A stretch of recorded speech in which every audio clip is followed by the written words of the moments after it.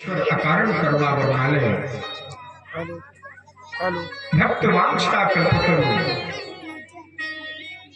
तड़ोद्युत विनिंदुत पीतांबर धारी श्री वांगमयलाल कृष्ण की प्रतिमूर्ति श्रीमद् भागवत महापुराण।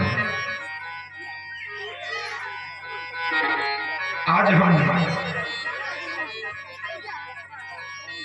इस कल्प वृक्ष के छाया में बैठकर पंचम दिवस की कथा का रसपान करने के लिए एकीभूत हैं।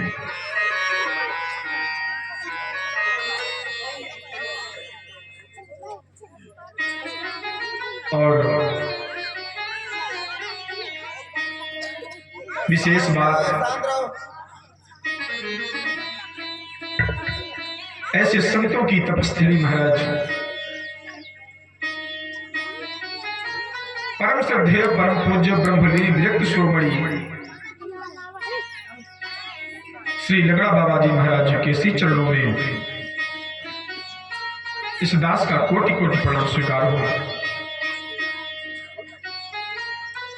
उसी परंपरा में महाराज अनंत विभूषित संत शिरोमणि श्री सद्गुरुदेव बंसी बाबा महाराज की इस दास का उनके चरणों में प्रणाम स्वीकार हो। और वर्तमान में श्री श्री 1008 से ब्रह्मचारी जी महाराज के भी श्री चरणों में इस दास का प्रणाम।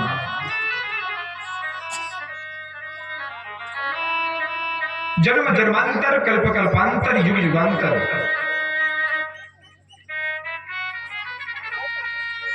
संतों की कृपा, माता पिता का आशीर्वाद, अभिवादन शीलस्य नित्यम वृद्धोपसेविनः चत्वारि तस्य वर्धन्ते आयुर्विद्यायुषो बलम्।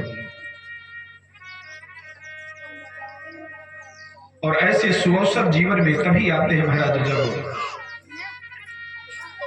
माता पिता सद्गुरुदेव बड़े बुजुर्गों का आशीर्वाद आपके पास में महाराज इकट्ठा होगा। दंडवत प्रणाम करने से महाराज जो व्यक्ति करता है उसको तो कुछ मिलता है, और जो महाराज आशीर्वाद देता है उसका कुछ न कुछ जाता है।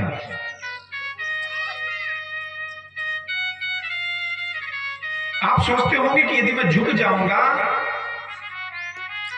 तो उसको फायदा होगा, नहीं, उसका तो कुछ न कुछ जा ही रहा है। कोई पुण्य, किसी महापुरुष का आशीर्वाद आप प्रणाम करेंगे, स्वाभाविक है वह आशीर्वाद देगा। और आशीर्वाद जब देता है तो महाराज पता नहीं उस आशीर्वाद के फलस्वरूप आपके जीवन में कितनी बड़ी उपलब्धि हासिल हो जाए। इसलिए संतों का आशीर्वाद, माता पिता का, गुरुजनों का, बड़ों का महाराज हमेशा लेते रहना चाहिए।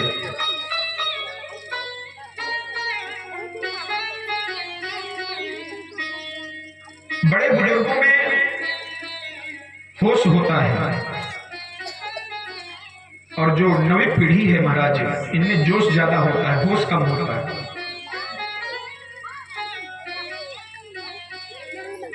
अब तो आज के आधुनिकता में व्यक्ति कहता है कि वह पढ़ा लिखा है, वह सब कुछ कर सकता है, लेकिन महाराज कितना भी पढ़ा लिखा हो, यदि सत्संगी नहीं है, बुजुर्गों का सानिध्य उसको नहीं मिलेगा, उसकी कमी होगी, तो महाराज कभी वह जीवन में आगे बढ़ नहीं सकता। कुछ ना कुछ कमी उसके जीवन में अवश्य रहेगी। कितना भी व्यक्ति अमेरिका विदेश में जाकर के शिक्षा का अध्ययन कर ले, लेकिन माता पिता, संत और बुजुर्ग जब तक उसके ऊपर उनका वरद हस्त नहीं रहेगा, तब तक महाराज वह जीवन में अधूरा है।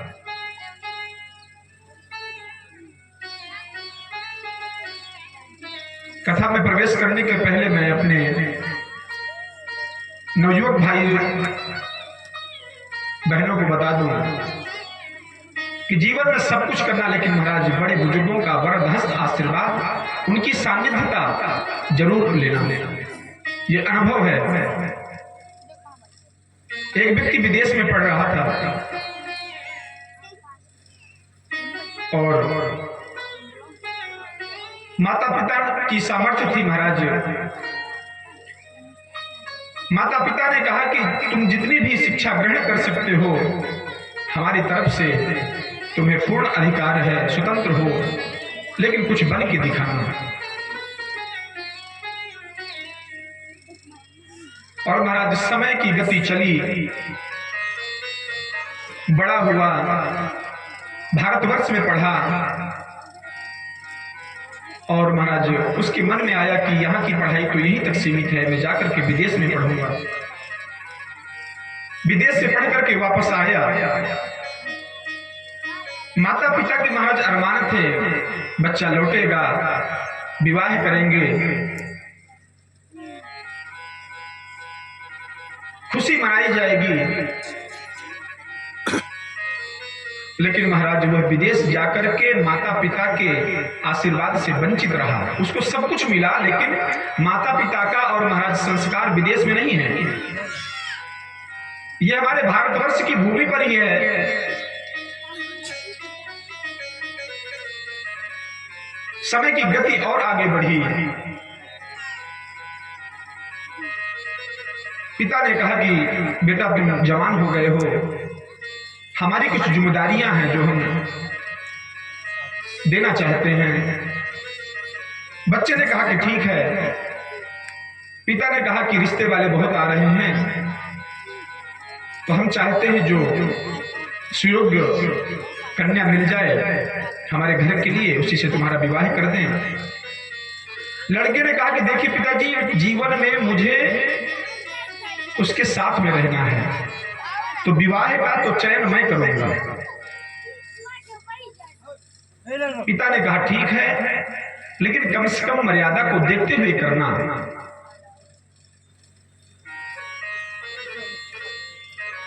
जब बच्चे ने कहा कि विवाह की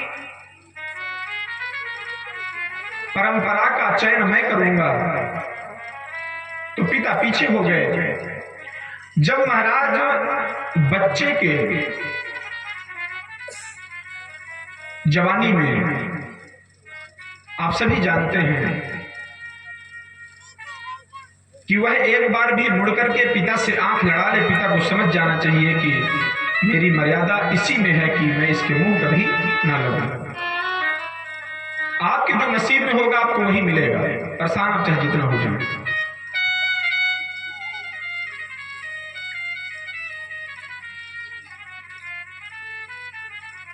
और महाराज लड़की वाले आए,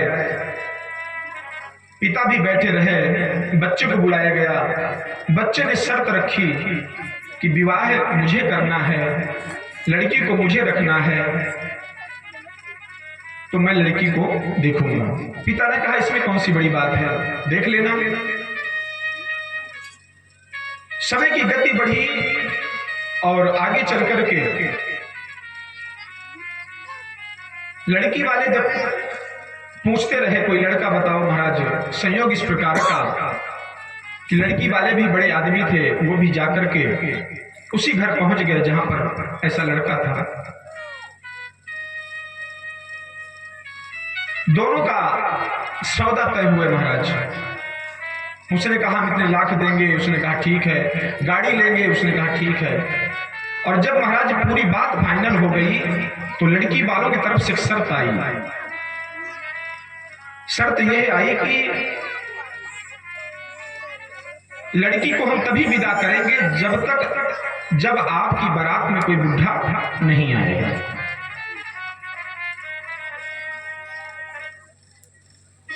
पिता ने कहा नहीं, ऐसा तो नहीं हो सकता है, मेरा इतना लंबा परिवार है और इस शर्त मैं नहीं स्वीकार करूंगा।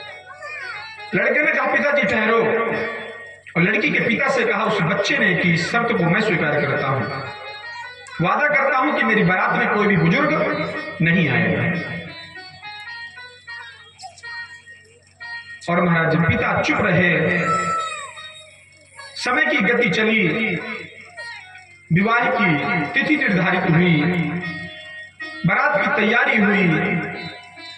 बारात जैसे महाराज जाने के लिए घोड़ा बाजों के साथ में तैयार हुई, एक बुजुर्ग ने कहा कि बेटा, मेरी भी इच्छा है, मेरे अरमान थे कि तुम्हारी मैं शादी देखूंगा, तुम्हारा विवाह देखूंगा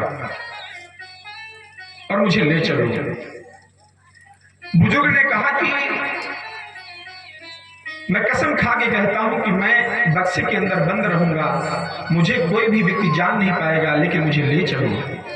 जैसे रखोगे वैसे मैं रह लूंगा, जैसे ले चलोगे वैसे मैं चलूंगा। दूल्हे ने सोचा कि बाबा बहुत कह रहा है और बक्से में बंद कर देंगे, कोई देखेगा भी नहीं और काम भी हो जाएगा। महाराज बुजुर्ग को ले गए, जनवास में बारात पहुंची, बक्से में बाबा को बंद कर दिया गया। बाबा इंतजार करते रहे, अंदर से आशीर्वाद मिला बाबा का, प्रभु सब कुछ अच्छा हो। शादी की सारी रस्में महाराज तैयार हो गई, कन्यादान हो गया और जब बिटिया की विदाई का समय आया, लड़की वालों ने एक शर्त फिर रख दी। लड़की वालों ने कहा कि हमारी एक शर्त और है, ये रस्म है कि हमारे गांव में जो नदी बहती है उसको दूध से भर दीजिए, तभी हम अपनी कन्या को विदा करेंगे। अब तो महाराज सब विदेशी पढ़े लिखे थे। संयोग इस प्रकार का कि किसी का दिमाग काम नहीं किया और रोते रोते जनमास में सारे लड़के इकट्ठा हो गए। रोने की आवाज आई। बाबा ने पूछा क्या हुआ, क्या बात है?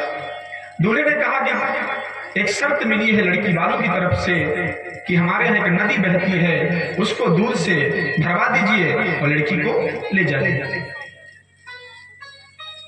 बुजुर्ग ने महाराज दाढ़ी में हाथ फेरा। अरे काहे मूर्खो, ये बताओ, उनसे जाकर के कह दो कि पहले अपनी नदी को खाली तो कर ले, फिर हम दूध से भर देंगे। और जैसे महाराज दूल्हा गया और लड़की के पिता से कहा कि हम तैयार हैं दूध भरने के लिए, हमारी व्यवस्था हो गई है, पहले अपनी नदी को खाली कर लीजिए तभी तो दूध भरेंगे। लड़की का पिता पैरों में गिर गया दूल्हे के, पक्का कोई न कोई बुजुर्ग आपकी बारात में आया है। कहने का भाव महाराज, बड़ों का आशीर्वाद, सत्संग, गुरु की कृपा कभी महाराज मिथ्या नहीं जाती, कभी दिखाई दे या ना दे। इसलिए सभी नवी पीढ़ी से अनुरोध है, माता पिता को महाराज सताएं नहीं, उनका कहना माने। करना अपने मन का है, लेकिन उनकी खुशी में महाराज आपकी विजय है। तो हम मनसा वाचा कर्मणा से